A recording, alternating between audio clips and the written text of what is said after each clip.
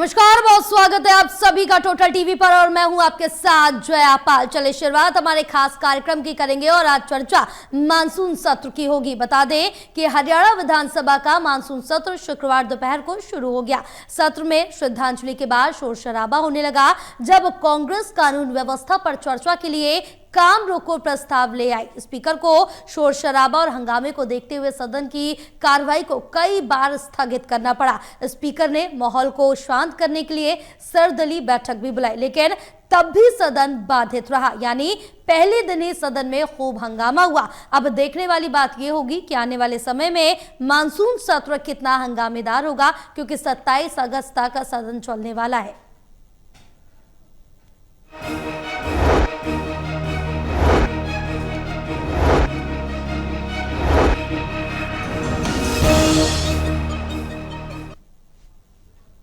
तो आज उसी पर चर्चा करेंगे कि अब हंगामा देखने को मिला सदन के अंदर पहले दिन ही, अभी समय बचा है 27 अगस्त तक, और कितना हंगामा देखने को मिलेगा, क्या क्या मुद्दे उठेंगे, इसी पर आज हम चर्चा करेंगे। हमारे साथ खास मेहमान जुड़ चुके हैं। Associate editor doctor Mahesh Kumar हमारे साथ जुड़े हैं, एसोसिएट एडिटर देवेंद्र कथुरिया हमारे साथ जुड़े हैं और वरिष्ठ पत्रकार वीरेंद्र सोनीश्वी भी हमारे साथ जुड़े हैं। आप तीनों का हमारे खास कार्यक्रम में बहुत स्वागत है। चर्चा करेंगे, लेकिन उससे पहले दिखाएंगे एक रिपोर्ट।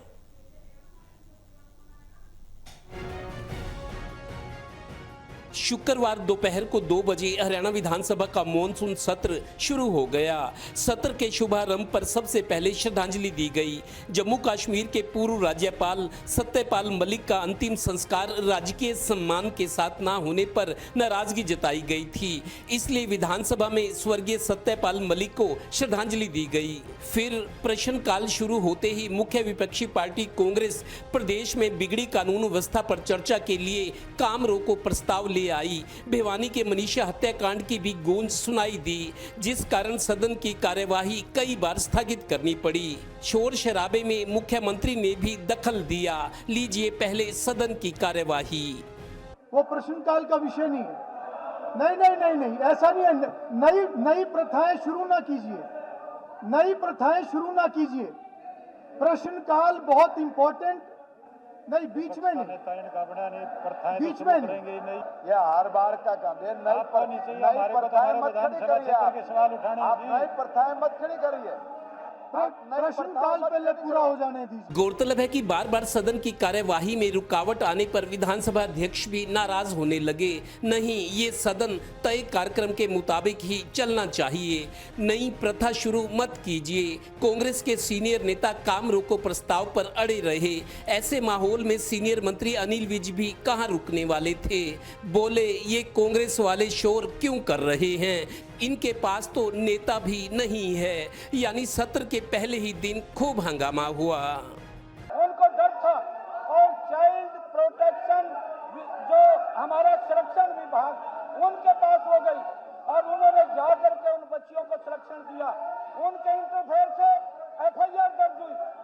माननीय जज जी के समय में एफआईआर तक दर्ज नहीं होती थी। गौरतलब है कि सदन अब 3 के बजाय 4 दिन यानी 27 अगस्त तक चलेगा। सीएलपी लीडर ना होने के बावजूद कांग्रेस विधायकों ने अलग अलग मुद्दों पर मोर्चा संभाले रखा। अब शनिवार और रविवार को 2 दिन की छुट्टी रहेगी। Haryana bureau total news. चलिए चर्चा की शुरुआत करेंगे। देवेंद्र, सबसे पहले आपके पास आऊंगी, क्योंकि जिस तरह से देखें कि सदन की कार्रवाई आज दोपहर से शुरू हो गई, लेकिन पहला दिन ही रहा और पहला दिन पूरी तरह से हंगामेदार रहा और सदन की कार्रवाई बार बार स्थगित करनी पड़ी। करीबन 6 बार स्थगित की गई सदन की कार्रवाई। देखिए जया, जैसे क्रिकेट मैच की हाइलाइट्स होती हैं जी, आज पहले दिन के सेशन की हाइलाइट्स बताऊं तो देखिए आधा दिन था। आज 2 बजे तो शुरू ही हुआ जी। 2 बजे ओपनिंग हुई सेशन के पहले दिन की। पहले श्रद्धांजलि हुई कुछ मिनट, लेकिन जैसे ही प्रश्नकाल शुरू होने लगा कांग्रेस ने इस बात पर जोर दिया कि काम रोको प्रस्ताव लेके आए, पहले चर्चा होनी चाहिए। प्रदेश की लॉ एंड ऑर्डर की स्थिति बहुत खराब है। मतलब जो एज पर लिस्टिंग था, जो कार्यक्रम शेड्यूल बना हुआ था, श्रद्धांजलि के बाद प्रश्नकाल शुरू होना, जो प्रश्न लगे हुए थे, लेकिन कांग्रेस ने मांग की कि पहले काम रोको प्रस्ताव, काम रोकना चाहिए, पहले हमारे प्रस्ताव पर चर्चा करो। लॉ एंड ऑर्डर की स्थिति बहुत खराब है। मनीषा हत्याकांड पे काफी शोर शराबा हुआ तो कांग्रेस ने सदन चलने नहीं दिया। पहली बार में तो 20 मिनट के लिए स्पीकर ने सदन को स्थगित किया क्योंकि शोर शराबा ज्यादा था। ये सारी चीजें रिकॉर्डिंग होती है, पब्लिक देख रही थी, अब तो बहुत पारदर्शिता आ गई तो 20 मिनट तक स्थगित हुआ। उसके बाद दोबारा करना पड़ा आधे घंटे के लिए, तीसरी बार फिर 20 मिनट के लिए जी। कुछ 2 घंटे के अंदर 4 बार सदन स्थगित करना पड़ा और कुल 6 बार सदन स्थगित हुआ। आप इससे अंदाजा लगा लीजिए कि जो एक मर्यादा के अंदर या जो एक जिम्मेदार विपक्ष और जिम्मेदार सरकार हो उस तरह का नजारा नहीं देखने को मिला। तो आज 6 बजे तक सदन था, 2 से 6, लेकिन 1 घंटे की कार्रवाई बढ़ा दी गई है। सदन शुरू होने से पहले बिजनेस एडवाइजरी कमेटी की बैठक हुई जी। तय हुआ कि सदन ऐसे चलेगा, लेकिन कांग्रेस के रवैये के कारण काम रोको प्रस्ताव लाई नहीं, पहले लॉ एंड ऑर्डर पर चर्चा होगी तो इसी तू मैमे में समय बहुत जाया गया। अब आज 6 बजे के बजाय 7 बजे 1 घंटा बढ़ा दिया गया है। कल शनिवार परसों इतवार को छुट्टी रहेगी, माननीयों की छुट्टी होती है शनिवार इतवार, तो अब जाकर सोमवार सदन चलना था, सोमवार तक, लेकिन अब मंगलवार तक कर दिए गए। 3 की बजाय 4 दिन तक सदन चलेगा। लेकिन पहले दिन का जो नजारा था वो शोर शराबा, हंगामा, सब कुछ वो नजारा देखने को मिला जिसके लिए सदन और हमारी संसद जानी जाती है। बिल्कुल, और जिस तरह से देखिए कि पहले दिन ही सदन का ये हाल था कि बिना चर्चा के ही इतना हंगामा हुआ, कई मुद्दे उठाए गए कांग्रेस की तरफ से। बहरहाल महेश, क्योंकि यहाँ पर जिस चीज़ का हम कल भी जिक्र कर रहे थे और आज जिस चीज़ का हम सोच रहे थे, अनुमान लगा रहे थे कि जो मुद्दा उठ सकता है, क्योंकि नेता विपक्ष तो कांग्रेस दे नहीं पाई और इस पर अनिल विज का एक बयान भी सामने आ गया। उनकी तरफ से ये कहा गया कि हमारे पास हर मुद्दे का जवाब है। इसके साथ ही उन्होंने ये कहा कि कांग्रेस पर उन्होंने जो कांग्रेस पार्टी वो लोकतांत्रिक दल नहीं है और कोई किसी को नेता नहीं मानता है क्योंकि कोई किसी की सुनता ही नहीं, और यही वजह है कि इतना समय बीत जाने के बाद भी वो नेता विपक्ष नहीं दे पाए हैं। देखिए, इतना तो कहा जा सकता है अनिल विज की तरफ से जो बयान दिया गया, कांग्रेस पार्टी में कोई किसी की सुनता ही नहीं, इस बात से तो इनकार नहीं किया जा सकता। अगर कांग्रेस पार्टी में कोई किसी की सुनता तो फिर कांग्रेस पार्टी के इतने बदतर हालात ना तो राष्ट्रीय स्तर पर होते और ना ही प्रादेशिक स्तर पर होते। बीते 2024 के विधानसभा चुनाव में अच्छे खासी संभावनाओं के साथ कांग्रेस पार्टी खड़ी थी, लेकिन एक बार फिर सत्ता के मुहाने तक पहुंचने से पहले ही पैर फिसल गए और एक बार फिर विपक्ष में बैठना पड़ रहा है कांग्रेस पार्टी के तमाम नेताओं को। और भूपेंद्र सिंह हुड्डा जो मुख्यमंत्री बनने का ख्वाब अपने साथ लिए हुए थे, वो ख्वाब ना तो पूरा हो पाया और उसके साथ ही नेता प्रतिपक्ष बनने का जो ख्वाब था, मुझे लगता है कि अब वो भी नहीं पूरा हो पा रहा है। और यही वजह है कि कुमारी शैलजा के एक बयान को दोबारा से मैं रेफर करने की कोशिश करूंगा। शैलजा से जब पूछा गया कि आखिर नेता प्रतिपक्ष क्यों नहीं बना पा रहे हैं आप, तो हंसकर एक जवाब दिया गया कि निर्णय नहीं लेना भी एक निर्णय होता है। तो ये मानकर चलिए कि भूपेंद्र सिंह हुड्डा को इतनी आसानी से एक बार फिर से कांग्रेस पार्टी कमांड नहीं दे रही है, ये भी तय नजर आ रहा है। लेकिन उसके साथ ही दूसरे पहलुओं को अगर हम समझने की कोशिश करें तो नेता जो जिलाध्यक्षों की 32 जिलाध्यक्षों की लिस्ट जाहिर की गई, उसमें मैक्सिमम जो नाम थे वो भूपेंद्र सिंह हुड्डा के थे। यानी इसी सवाल को हम बार बार अलग अलग तरीके से समझने की कोशिश करते कि भूपेंद्र सिंह हुड्डा मंजूर भी नहीं है और भूपेंद्र सिंह हुड्डा के अलावा कोई विकल्प भी कांग्रेस पार्टी के पास नहीं है, और इसी मजबूरी के चलते बार बार भूपेंद्र सिंह हुड्डा को ही चुनना कांग्रेस पार्टी की मजबूरी बन जाता है। कल भी हम जिक्र कर रहे थे कि क्या नेता प्रतिपक्ष मिलेगा कि नहीं मिलेगा, लग रहा था कि या तो भूपेंद्र सिंह हुड्डा का नाम तय करे वरना यह फैसला नहीं हो पाएगा। तो ऐसे में अनिल विज जो बयान दे रहे हैं वो गलत नहीं है, वो साफ ये कह रहे हैं कि कांग्रेस पार्टी में कोई किसी की सुनता ही नहीं है। अगर जो प्रभारी थे, जो अगर पूरी राय एआईसीसी के जो प्रभारी लगाए गए वो ले चुके थे, तमाम विधायकों से बातचीत हो चुकी थी।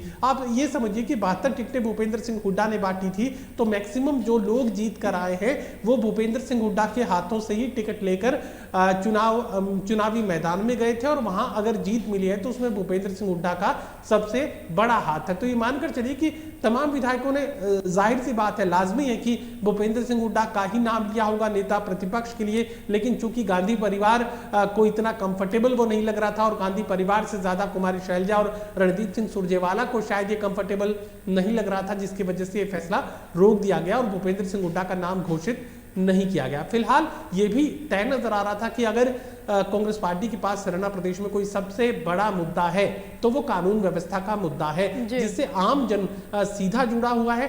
आम से गरीब आदमी और अमीर से अमीर आदमी, यहाँ तक कि हरियाणा प्रदेश में इन्वेस्टमेंट की सोच रखने वाले लोग भी इस सवाल का जवाब जरूर जानना चाहेंगे कि हरियाणा प्रदेश में आखिर कानून व्यवस्था इतनी बदतर क्यों हो रही है। उत्तर प्रदेश जाना जाता था पहले बदतर कानून व्यवस्था को लेकर, लेकिन वहां पर अब ये कहा जाता है कि आधी रात को आप उत्तर प्रदेश की सड़कों पर बिना खौफ के गुजर सकते हैं, बिना पुलिस सुरक्षा के गुजरा जा सकता है। तो ऐसे में हरियाणा प्रदेश में ऐसा क्या हुआ कि जो अच्छे कानून व्यवस्था के लिए पहचाने जाने वाला प्रदेश था, वहां पर अब बदतर कानून व्यवस्था देखने को मिल रही है। जाहिर है सवाल का जवाब तो सरकार को ही देना था, और वो सवाल का जवाब सरकार से हासिल करने की कोशिश कांग्रेस पार्टी की तरफ से पुरजोर की जा रही है। इस बात की संभावना जाहिर की जा रही थी, और उसी मुद्दे पर कांग्रेस पार्टी सरकार को घेरने की रणनीति पर आगे बढ़ती नजर आ रही है। बिल्कुल, कहीं ना कहीं कांग्रेस पूरी तैयारी से इस समय सदन में पहुंची है। भले ही से नेता विपक्ष नहीं दे पाई, लेकिन तैयारी पूरी कर ली है कि किन किन मुद्दों को उठाना है, किन किन मुद्दों पर सरकार को घेरना है। वो सभी मुद्दे तैयार करके बैठी है कांग्रेस। और विनीत जी, अगर यहाँ पर जिक्र करें तो मुख्यमंत्री नायब सिंह सैनी ने शोक प्रस्ताव पढ़ा और उसमें सत्यपाल मलिक को श्रद्धांजलि भी दी, लेकिन अब भूपेंद्र हुड्डा का ये कहना है कि मलिक को राजकीय सम्मान नहीं मिला, उनको मिलना चाहिए। देखिए, विपक्ष का काम है वो अपने ढंग से मुद्दे उठाते रहा और आगे भी उठाएगा। अब उसको देखिए, जिस तरह की जो एक मान सम्मान देने की बात है वो एक अलग विषय है। ये तो हरियाणा सरकार का तो उससे कोई संबंध है नहीं तो, लेकिन अब जो आज जो विधानसभा में घटनाक्रम हुआ है, अगर बिजनेस एडवाइजरी कमेटी की बैठक के अंदर सब मुद्दे तय हो गए होते तो ये नौबत नहीं आती। देखिए, विपक्ष भी अपनी ताकत दिखाता है। विपक्ष को मालूम है कि प्रश्नकाल तो सरकार की मजबूरी है, प्रश्नकाल तो होना ही चाहिए। काम रोको प्रस्ताव का नोटिस दिया हुआ है तो उसका स्पीकर ने भी कहा है कि वो उनको प्राप्त हो गया है और उस पर उचित समय पर इसका निर्णय करेंगे। लेकिन विपक्ष चाहता है कि काम रोको का मतलब ये है कि पहले प्रश्नकाल भी ना हो, और वो दिल्ली का भी उदाहरण दे रहे हैं। लेकिन देखिए, हर एक विधानसभा का अपना नियम है, उसके एक नियम के मुताबिक ही कार्रवाई चलती है। तो स्पीकर कह रहे थे कि ऐसा प्रश्नकाल को स्थगित करने का कोई प्रावधान है नहीं। प्रश्नकाल सब विधायकों से जुड़ा मुद्दा है, बड़ा महत्वपूर्ण मुद्दा है। सब जो विधायक जो प्रश्न देते हैं सरकार उनका उत्तर देती है, तो ये हो जाने दीजिए, उसके बाद ही जो है आगे की कार्रवाई पर विचार किया जाएगा। लेकिन जो विपक्ष है वो तो इसी बात पर अड़ा हुआ है कि जब काम रोको का हमने नोटिस दिया है तो काम होना ही नहीं चाहिए, चाहे प्रश्नकाल हो चाहे कुछ हो, वो तो इस पर मुद्दे पर तुरंत चर्चा होनी चाहिए। तो ये दोनों का प्रतिष्ठा का प्रश्न बना हुआ है। अभी तो मनीषा हत्याकांड की जो है उसकी जांच जो है सीबीआई को सौंप दी गई है। अगर सीबीआई को नहीं सौंपी होती तो मामला और भी गंभीर होता। सीबीआई को सौंपकर सरकार ने जो है ये विपक्ष से मुद्दा छीन लिया है। तो ऐसे में अगर विपक्ष से मुद्दा चला गया है तो देखिए, एक बात है कि विपक्ष अब इस मुद्दे की आड़ में सरकार को घेरना चाहता है। सरकार को किस तरह की कानून व्यवस्था की स्थिति है, अपराध बढ़ रहे हैं और जो फिरौती की घटनाएं हो रही हैं, तो इस तरह की घटनाओं से देखिए सरकार भी चिंतित है। सरकार अपने ढंग से कार्रवाई भी कर रही है और सरकार जवाब भी देगी। लेकिन जो विपक्ष है, अब विपक्ष अपनी ताकत दिखाना चाहता है। विपक्ष कमजोर नहीं है। कांग्रेस के 37 विधायक हैं, सभी 37 विधायक, अभी तो विपक्ष का नेता तय नहीं है, लेकिन उसका कोई असर नहीं है क्योंकि भूपेंद्र सिंह हुड्डा ही मुख्य भूमिका में है। तो इस तरह जो है कांग्रेस अपनी ताकत दिखा रही है और सत्तारूढ़ दल जो है वो चाहता है कि काम हो, उसकी गतिविधियां आगे बढ़े सदन की, ताकि लोगों ने जिस उद्देश्य से चुनकर विधायकों को भेजा है, विधायक अपने जो मुद्दे हैं उन मुद्दों पर चर्चा कराएं, उन मुद्दों को जो प्रश्न उठाएं उसका उनको जवाब दें। बिल्कुल, क्योंकि यहाँ पर चर्चा होना बेहद ही जरूरी है देवेंद्र, क्योंकि जिस तरह से देखें कि कई मुद्दे कांग्रेस की तरफ से उठाए जा रहे हैं, चाहे वो काम रोको प्रस्ताव को लेकर हो, कानून व्यवस्था को लेकर हो, हाल ही में हुए भिवानी कांड पर उस पर हो, तो तमाम तरह के मुद्दे उठा रहे हैं और सत्ता पक्ष की तरफ से भी लगातार पलटवार किया जा रहा है और ये कहा जा रहा है कि हम कार्रवाई कर रहे हैं, कानून व्यवस्था को ठोस करने का और काम कर रहे हैं, और कांग्रेस के कार्यकाल की भी उन्होंने उस दौरान याद भी दिलाई। लेकिन अगर आज पहला दिन था, इतना हंगामा देखने को मिला, अभी काफी प्रस्ताव पास होने हैं, पेश किए जाने हैं, इस तरह से हंगामेदार रहेगा और चर्चा नहीं हुई तो आगे किस तरह से चल पाएगा? देखिए जया, एक चीज तो है कि कांग्रेस मानकर चल रही थी कि सरकार आएगी, सरकार नहीं आई, थोड़ी सी वो निराशा तो है ही। उसके बाद नेता प्रतिपक्ष नहीं है, कांग्रेस का जो दल पहुंचा उनका अपना नेता नहीं था, तो बीजेपी को फिर कहने का तंज कसने का मौका है। जैसे अनिल विज ने बोल दिया, भाई आप शोर क्यों मचा रहे हैं, आपका तो कोई नेता ही नहीं है, आप नेता नहीं चुन सके।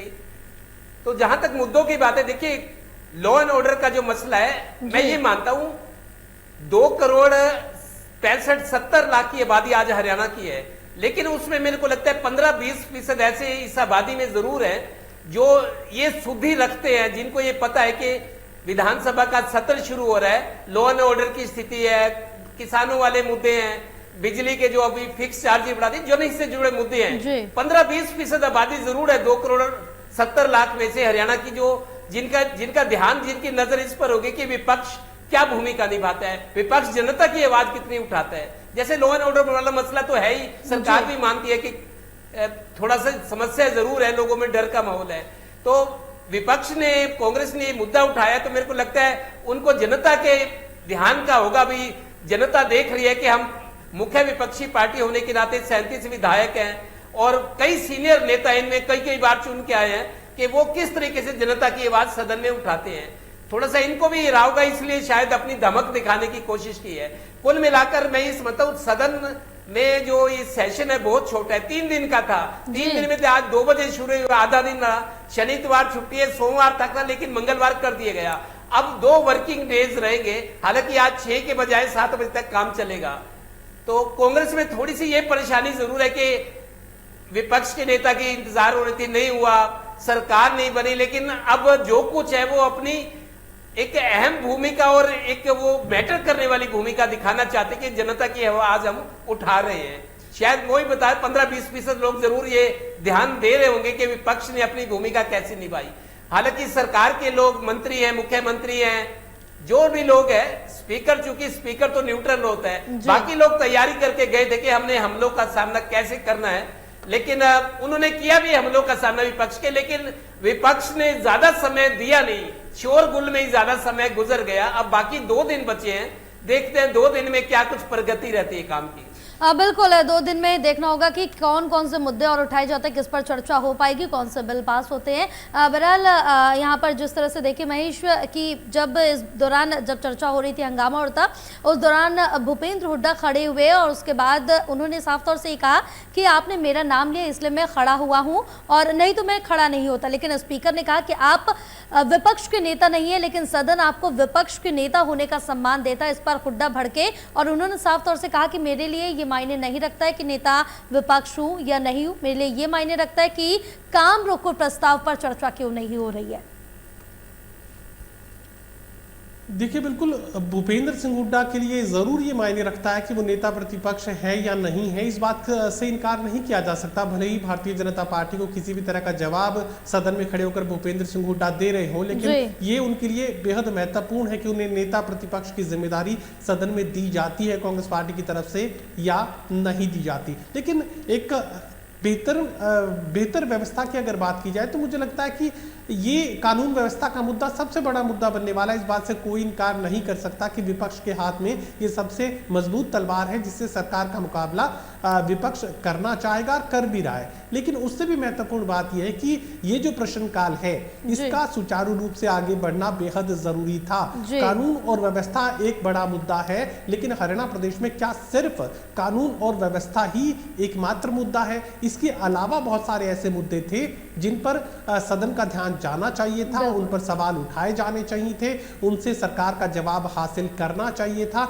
इस प्रश्नकाल में ऐसा नहीं है कि सिर्फ सरकार के लोग ही सवाल उठाएंगे। विपक्ष, अलग अलग विधायक, 90 विधानसभा क्षेत्रों में अगर कोई मंत्री भी है तो वो अपने विधानसभा क्षेत्र का विधायक भी है। तो ऐसे में हर एक विधायक को यह इख्तियारात था कि वो अपने प्रश्न लगाए, अपने सवाल पूछे। अगर किसी भी विकास कार्य में कोई देरी हो रही है, कोई काम अगर सिरे नहीं चढ़ रहा है, कोई परेशानी अगर उसके विधानसभा क्षेत्र के लोगों को है, कोई सरकार की पॉलिसी में अगर कोई खामी है, सरकार की कार्यशैली में अगर कहीं कोई परेशानी की स्थिति है, तो वो सवाल लगाए जिसका जवाब सरकार को देना होगा, तैयारी प्रशासन को करनी होगी। तो ऐसे में यहां सवालों का सदन में उठाया जाना उतना ही महत्वपूर्ण था, क्योंकि 90 विधानसभा क्षेत्रों के विकास का सवाल था, उनके आगे की रफ्तार का सवाल था और इन तमाम सवालों के जवाब जानने जरूरी थे।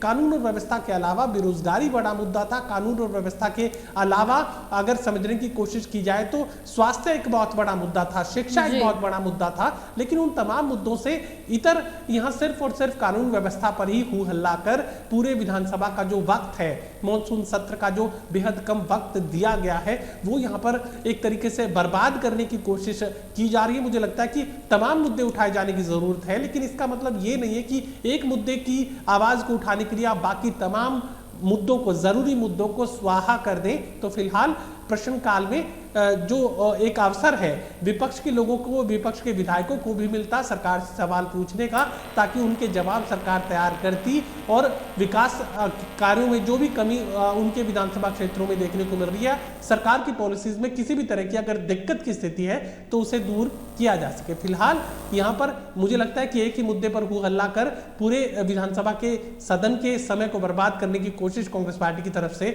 आगे भी होती रहेगी।